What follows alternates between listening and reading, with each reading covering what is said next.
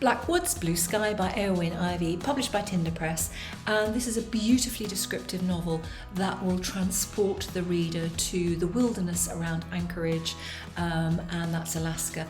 And for anyone who really enjoyed The Snow Child, then I think, this new novel is really one for you. The story in this new novel, Black Woods, Blue Sky, is one of Birdie.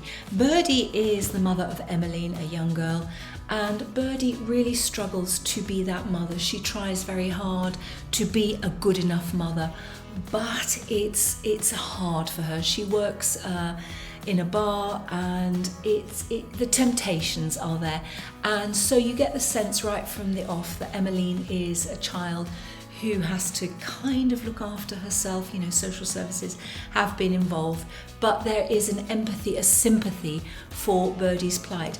And then a man comes in, Arthur, and he enjoys a cup of tea, and she looks after him, and eventually he invites her to come and live with him in a shack in the middle of nowhere.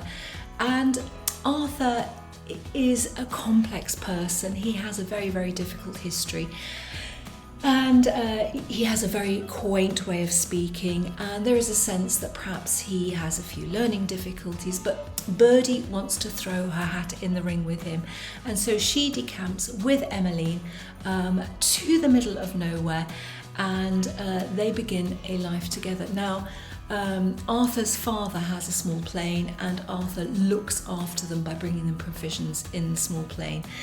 And Birdie rolls up at this particular, place, and she starts to clean the earth floor and sort of add a few touches to what is very essential living. There's no running water.